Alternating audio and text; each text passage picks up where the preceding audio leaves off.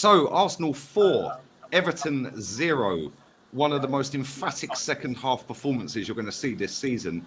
After a little bit of a sluggish first half, but some absolute quality finishes tonight, including the first goal, which for me was insane. Kenny, you were at the game, mate. We're 5 points clear. The atmosphere must have been amazing. And in the end, it was kind of comfortable, wasn't it, mate? Yeah, I think what it is that, if you put Everton, let's be honest. I think what's happening is that one bit of quality for the first goal, and a mistake, and just Gay was a part of the wide awake club, and that killed Everton's game plan. Hence the fact he got substituted almost immediately. But that's what you need to do against teams like Everton. You don't want to give them any confidence whatsoever. Yes, they may have players on a lot of money, players with a bit of a reputation who've done well at other clubs, but they're bottom of the table for a reason.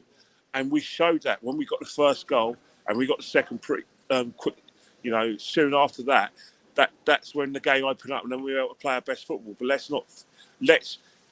talk about the bad first. I think the bad, what we tend to do is that we start really well in the first 50 minutes. But one of the things that we need to improve on is that it's not so much our passing. If you want to get Saka into the game, then you need to place ball into space for him to run into. You look at the first goal, a ball was played at the space by Zinchenko. He's able to get into that space where he's marked, turn, boom, hitting it in the roof of the net. But there were times when Saka was getting the ball to feet, and when he gets the ball to feet, where he's got to turn, there's 3 or 4 people around him, and I think that's where we need to improve. And I think it's the same sort of thing with, to Martinelli to a certain extent. But we can say, safe to say, it's not that we're a better team in terms of from an attacking sense, and bringing our attackers in the team when Eddie's not in the side. You look at Trossard, the way Trossard takes positions. He goes in the middle, and then when he goes in the middle, Martinelli goes down the left-hand side. When he goes down the left, Martinelli knows he has to go into the middle, and that's what you want. You want that kind of like balance between the force. It's almost like we're using Trossard as the Gabriel Jesus. Oh, 100%, 100%. I think that's what we signed him for as well. Obviously, when we signed Modric, if we had signed Modric, then he would have been a different player. He would have been like a Martinelli-like. But Trossard's a bit different to the extent that he does play that he can play the, Jesus role, play it very well as well. And he did play it in the second half. You look at the space we had and everything, he played well. But then again, you've got to look at Thomas Partey when he came on. Oh, he was unreal. His performance was unreal, and not just from a defensive side, from an attacking side. He was starting moves, and that's what I try to tell people. Mate, the ball he put into Eddie when we were 4-0 up. Yeah, Eddie should have finished his dinner on that. What a pass! Definitely, but he was part of the, I think for the third goal as well. He started the move, and that's what people seem to forget. Stop calling Partey a DM. Stop calling him a DM. He's more than that. His game is. His game is levels above just being a normal DM, just gets the ball, passes it to someone better, breaks up the play. He can do a lot more than that. He's an all-rounder. He's a complete midfielder. Oh, 100%. He can do the attacking, he can do the defending, he can do the screening. He can do the dragging you forward and taking the ball forward. He can do the passes. Yeah, and that pass he put into Eddie, I know he didn't score. Yeah, that was very Alex Song-esque. Like just 100%. A little... That was Alex Song to Van Persie. You know what I mean? Song, you mean against Barcelona 12 years ago. I know what you're talking about, and you're right. I think in terms of what Partey can give us, there's only one midfielder I think that's better than Partey in this league, and that's Kante. And the common denominator. You don't think Casemiro, no? Oh yeah. Thanks for reminding. Casemiro and Kante are the kind of the same level of Partey. I think Casemiro and Partey are on the same sort of level, but I think that Kante, when he's fully fit and at his best, is still a tiny bit levels above them both. But what I find a lot, I was speaking to someone in the ground, and he was saying that he was excited at the prospect of getting Declan Rice and get Casado. He's thinking that Thomas Partey, maybe it's time to move him on because we can't rely on his fitness. And I repeat to my mate what I repeat to you during the show. He's indispensable. He's really indispensable. We keep him fit. And I think that we're going to be very, very difficult to catch.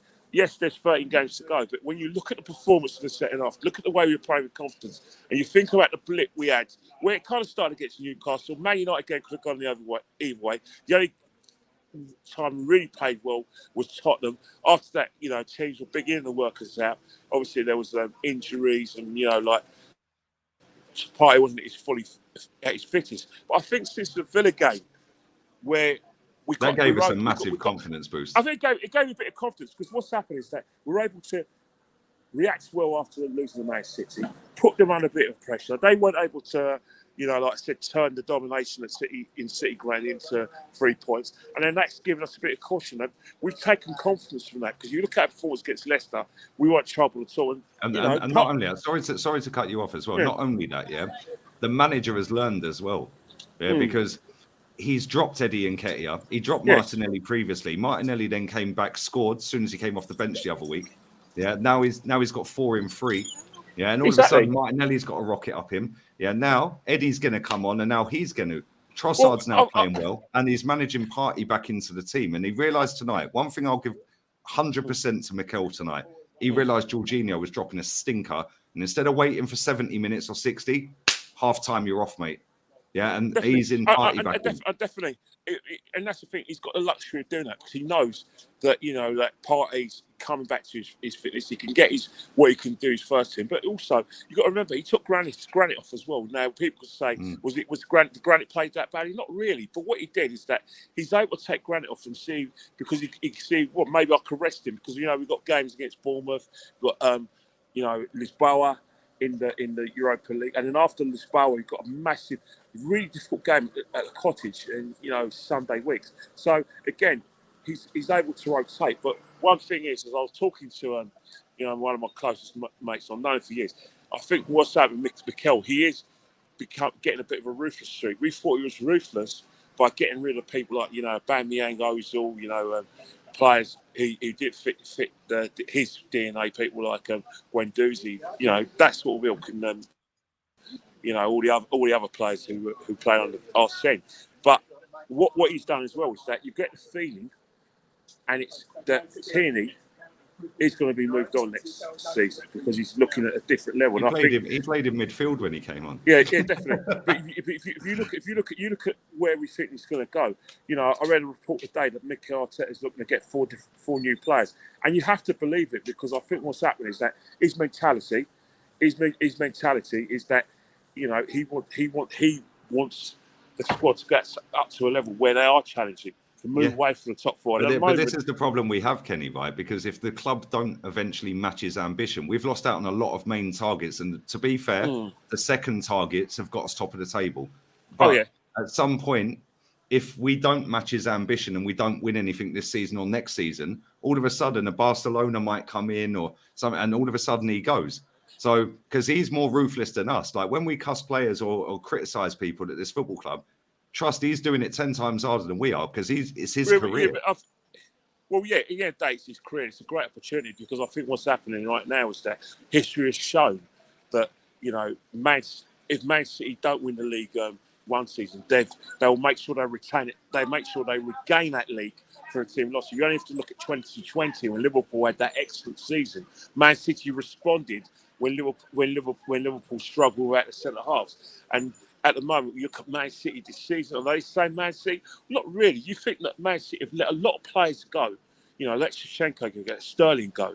They let Jesus go. The shenanigans with Mendy, with his lack of Cancelo, Mendy's lack of self-control. I'm not going to talk about, it's a legal case, and Cancelo. So what's happening is that they're not playing the football that you associate with Man City, and they're vulnerable because they're not turning their domination into goals.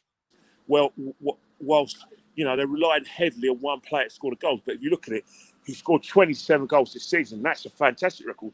But he's had blips as well, because he's tends to score in a bit of bunches. So, it's an opportunity for us, not just to win the league this season, but you have to think about tomorrow. Tomorrow is challenge for that Champions League, and not just being happy to get in the last 16, to actually have a go at it. And you're going to need a bigger squad, and you're going to need upgrades. And I saw a few players who are in the squad and players who started today that I think that if we want to get to that level, I know we're looking far ahead. But I'm ruthless, you're ruthless. we have to sort of think like a big club. But today, we showed that it's going to be very, very difficult for us to, if the team to be overhauled, because we're getting to that stage where we are before the World Cup. We didn't look like winning, even drawing games. And Paul's like that. We play like that, then it's going to be very, very difficult for Man City to make an inroads. Even if they beat us at the Etihad, we keep on playing like that, we're going to be very difficult to beat. But, as I said, it's one game at a time.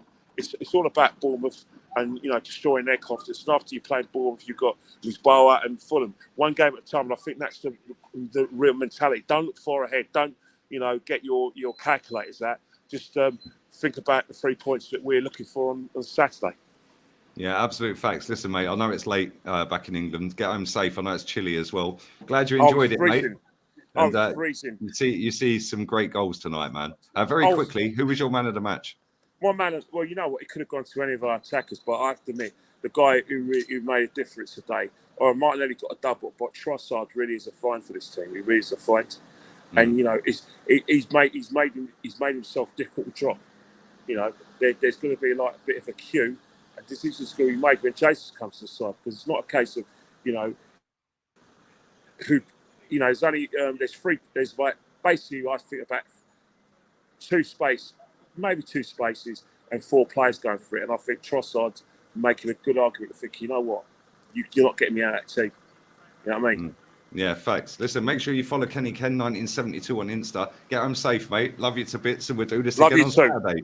Oh, same place, same time, same signal, and same lighting. Perfect. Laters, mate.